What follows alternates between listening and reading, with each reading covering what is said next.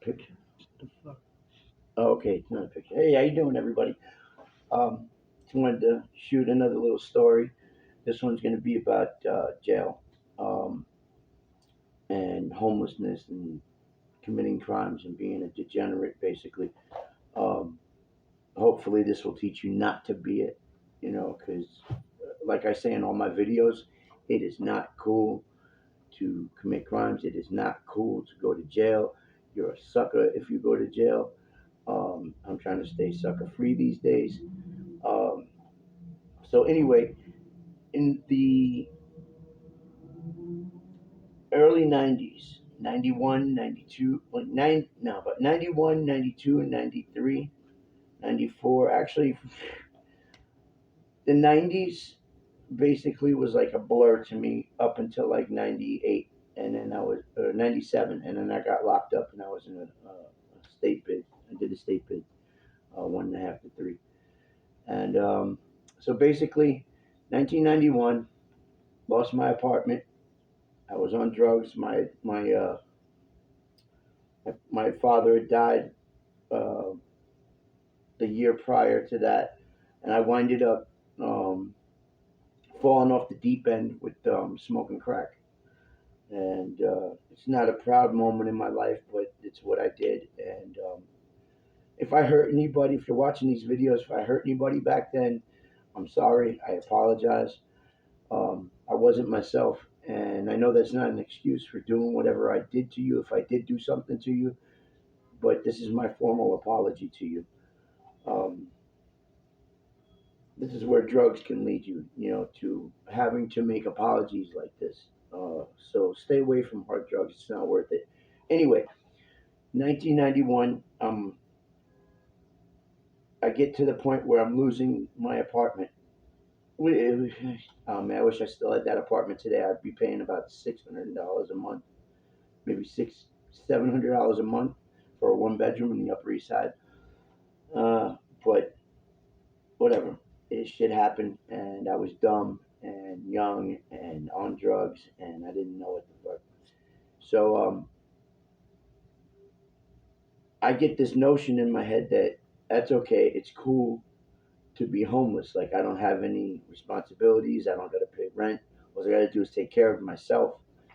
And I guess I wasn't really thinking back then. And that was like the beginning of me going out on a rampage, committing uh, many petty crimes and some felonies. Luckily, I didn't get caught for the felonies, but otherwise I would have been doing a state bit a lot sooner. Um, but that rampage started me going into Rikers Island on a regular basis and doing skid bids. And for all that doesn't know what a skid bid is, a skid bid is when you get locked up for a very short amount of time. You're basically skidding through the system and then you're out again. That's what a skid bid means. I'm going to try to, if I use like jail terms or prison terms or some type of slang dialect that you won't understand, I'll try to explain it as I'm telling you the stories. Um, so I remember I was well, I was doing some crazy stuff. I was robbing people. I was actually tricking people for money, and I got arrested. I used to trick. I don't know if I should say this. Whatever. I got caught tricking people for money, and I ended up getting caught for something that was a misdemeanor in the process of doing that, and that was like, uh, and I had a bunch of warrants also from getting arrested and getting desk appearance tickets, DATs. That's like when you get arrested and you don't go downtown and they take all your information and they tell you got to come to court on this day and they hand you paperwork at the precinct. Well, that's not part of my repertoire anymore. Like I could never get a desk appearance ticket again unless I guess like COVID and they were overcrowded and you had a bullshit crime and it just. But I haven't. I don't. I'd never seen a desk appearance ticket after that, like after I got those warrants.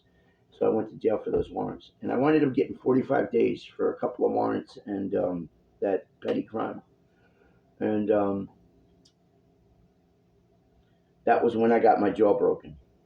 That was like the beginning of the whole debacle of me spiraling down into the shithole of Rikers Island, um, and leading up to a bunch of the stories that I've told you already of things that happened to me while I was there. Uh, that first time, that was when I got my jaw broken, and let's see, I learned about gangs and actually became cool with some Latin Kings while I was there after I got my jaw broken. Um, you know, it's not easy to become cool with people in jail. Like you really gotta be like you can't become too cool with somebody. Everybody when you go to jail, everybody's an acquaintance at best. Nobody is like your boy. Like unless there's somebody that's like family from the street or something like that, and that you know. And even then, somebody like that could change on you while they're in jail because you don't know what's going through their mind. They might freeze up or lock up or get all, you know, sketchy in jail because they're afraid inside. You know. But at this point, I was so fucked up on drugs, I didn't know how to be afraid. I was just, all right, I'm here. I'm food. I get food, three hots and a cot. That's the way I looked at it. And it's sad that I was looking at it like that. But that's that's what living the way I was living brought me up to, and that's with the use of drugs and committing crimes, and just being an all-around degenerate and not taking responsibility in life, and doing what's right and just constantly doing what's wrong. Um, if you could, I mean, I'm 51 years old. I mean, I have a place to live now, and I'm all right now. But like, I could have been a lot more than what I am now if I would have, taken the initiative or had somebody to actually. I'm not gonna say I'm not. I can't blame other people for me turning out this way, but if somebody would have had been there for guidance for me earlier in life, um, I could have turned out a lot better, But you know, initially, I mean, what it all boils down to is that it's me. To, it all comes back to me. So it's nobody else's fault that I'm like this. I turned out the way I did, but I'm trying to take it and turn it around and tell people about how I lived and where it got me and what it did for me, so that they can learn from me and possibly um, make a turn for the better in their life now. All the little dudes coming up. I mean, if you ever been locked up before, you've never been locked up before. Like I'm telling you, you don't have to. Like I did it for you, and I'm telling you that it's not worth it. Like it's not worth all the hassle and bullshit that I had to go through. Um, it really take it from me if you can take it from me. The, living a life of crime and getting locked up, and it's not cool. It's no, just not cool. It's just not cool. It's not cool at all, and you don't want that for your life. Really, you don't. Anyway, so I got out after 45 days. I got sentenced to 45 days. I was out in a month. Like I was only there in Rikers Island for 1 month. I was in C-76. I got sentenced to 45 days. I got out in a month, but in that 1 month, I got my jaw broken. You know, and I got out, and my shit was all wired up, and I was talking like this, and I couldn't open my mouth, and I was drinking meals through a straw, and it was crazy. And I winded up. I was started getting high again, right? like I started puffing away at that shit when I got out again, and I'm smoking it with my mouth like this, and I got so high one day that I took a pair of pliers and I started pulling out all of the wires that had the braces in my teeth. They kept my jaw clamped because I didn't bother going to the doctors and getting it taken out, and it was way past the time of them for them to be taken out, and so I took them out myself. I pulled them out, I twisted on. I pulled a bunch of wires out through my teeth that were like around my teeth, and then there was these metal things that went around all of my teeth that were wired to each other. So I had to take all those wires out, and I had to take the wires that held the braces onto each, top and bottom row of my teeth. I had to take those wires out, and I pulled those out, and it was not, it was not pretty. It was not pretty, man. I did it, and the only reason I did it was because I was fucking high out of my mind. Um, Otherwise, I would have, did the logical thing to do and go to the fucking doctor. But see, this is where, you know, living that life can lead you. Like, and before got on drugs heavy and got to this point, like, I was just like any other kid, hanging out in the street, wearing the newest clothes and trying to fit in with the crowd. Just like, oh, having the newest sneakers, not not competing with people, but just to be, looking like you're fresh, you're not doing the right thing. You're doing the right thing, not doing the wrong thing. Um, Showing that you're going somewhere, you got somewhere with something. Um, but that all turned out to be such a facade. Like, it doesn't matter what you wear. It doesn't matter what you look like. I mean, of course, you need to keep a clean cut look, a good fresh look. I mean, you don't have to have like a fresh haircut or anything. You can have your hair any way you want, but you got to look clean. You got to look like you're tended to. At least if you have a beard, you got to like shape it up around it or something like that.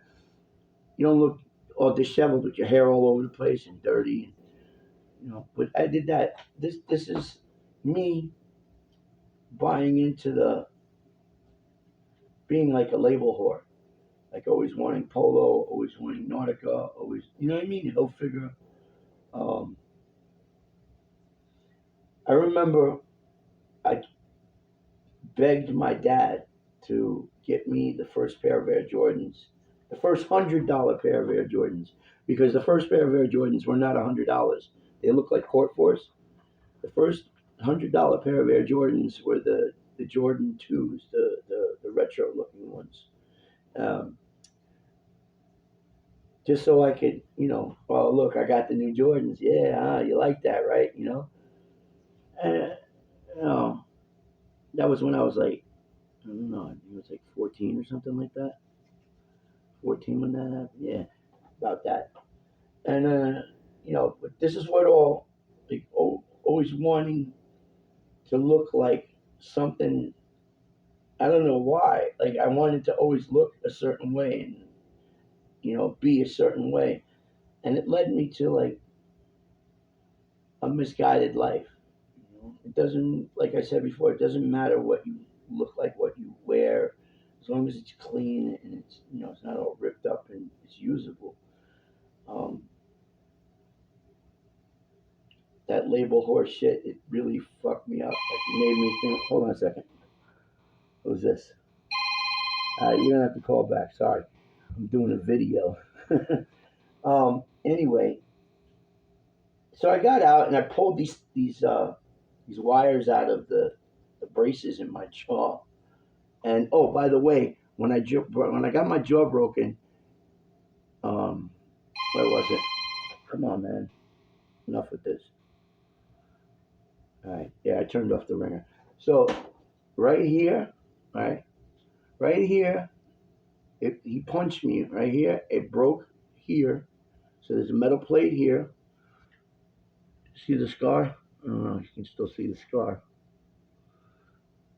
Is this? Yeah, it's right here,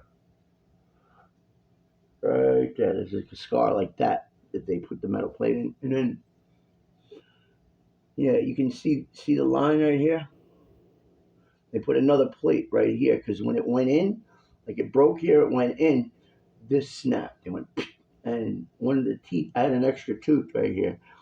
When that snapped, it popped out and it was like in my mouth with a bunch of blood. I remember I told it when I was telling the story of what happened when I got off the lunch line. I spit it out, and literally, I had like a mouthful of blood and saliva with the tooth, and I spit it on the floor. I remember seeing the tooth on the floor in C-76 mess hall. You know, um, and so I got a metal plate here and a metal plate here. I pull those things out, and I continue getting high, and then I get somewhere down the line, a few months later, I get arrested for something else, and I do 60 days. Then a few more, I get out. A few more months down the line, I get arrested for something else, and I get 90 days, and it just kept going up. Every time I would, go back, I figure, oh, I can just go and cop out to a couple of days and be in jail for a couple of days, and that's that. Like I'll get out and I'll be healthy again. And it was funny, like no, it wasn't funny. It's crazy that I thought that was like a cool lifestyle. Like that's the way I was living. Like I thought I could survive like this. Um, like I'd waste away to nothing, and then get out. I mean, get arrested, get healthy again, do a bunch of push-ups, do a bunch of sit-ups. You know, get healthy and strong looking again. Go back out, waste away to nothing. And I did that a bunch of times from 91 to 93.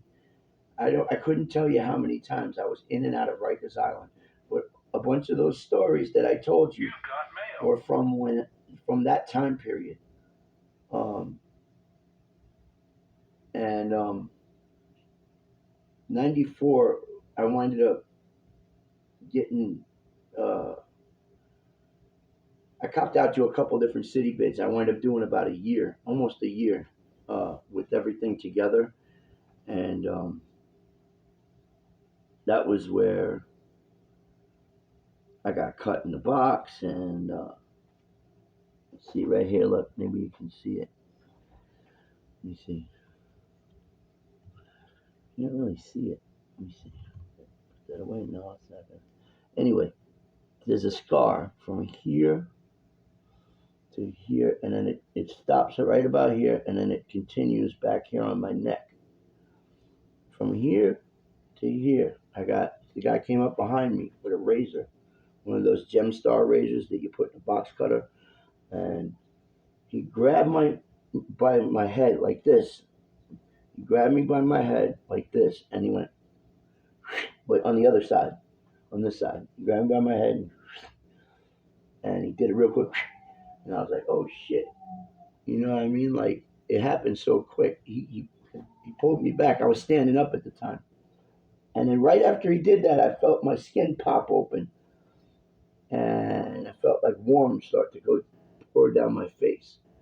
And I was like, oh shit, what the fuck? And I looked, and there was blood on my hand. I said, this motherfucker cut me. And by the time I said that and I was looking in my hands, he had jumped in front of me and cut the dude in front of me a bunch of times and snatched his gold chain and swallowed it. Like I watched him do that. Snatch. And like as soon as he swallowed the chain, um, he was turning around. I had a pencil in my hand. I stabbed him in the neck with a pencil, like right around here. And I stabbed him in the neck with a pencil. And he swung the razor at me, and I jumped back, and he's going like this, like and I got the pencil. So we're in this crowded little room. I jump up on the table and I do like a drop kick, a literal drop kick at him. Wait a minute. When he cut him, that's not what happened. When he cut the dude in front of me, I kicked him in between his legs from behind and kicked him up in the balls. He turned around. I stabbed him in the fucking the. I stabbed him in the neck, like right around here, somewhere around here, with the pencil. And then I pulled it out, and he jumped back with the razor like this, and that's when we started to like. And I jumped up on the table and did a drop kick at him. But as I did the drop kick, it was like I stopped midair, and all of a sudden, like my I swear, my body was like this, going through the air. They say this is him. I was on the table. I went like that to drop kick him. All of a sudden, I stopped, and my body went like that, and I landed outside of the room that I was in on the floor. Right. So I come out of the room, whoo, right, like that, and when I land, I go doof like a sack of potatoes. All of a sudden, I get spun around, whoo, and then shoved against the wall. And I was like, "Yo, what are you doing? It was the ERU. If anybody doesn't know what the ERU is, the Emergency Response Unit, and they're like what they call the Ninja Turtles. They're specially trained COs that are in tactical, military type garb, and they know like different types of martial arts and stuff like that, and they're all like basically all of them are humongous. They're all like fucking 6'4", 6'5", 6'6", 300, 400 pound giant motherfucker. Like there's a bunch of giants. There's like a bunch of giants with. It's funny when you look at the ERU. It's a bunch of giants with about 7 or 8 little dudes that fucking run around, pointing fingers to which to for them to do something. it's you know, but anyway, that's how I got this cut. That was in 1994.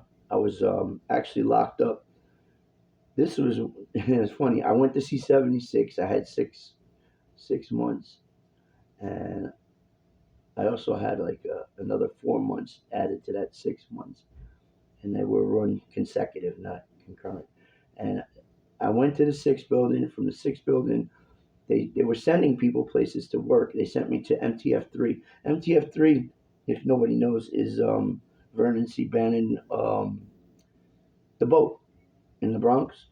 And I was over there, and we were doing some shit, and I got caught up into something where I was with a group of people, and you're not supposed to congregate in more than a certain amount of people, and they put us they gave us tickets and sent us to the box for that. And that's how I winded up there. Hold on one second.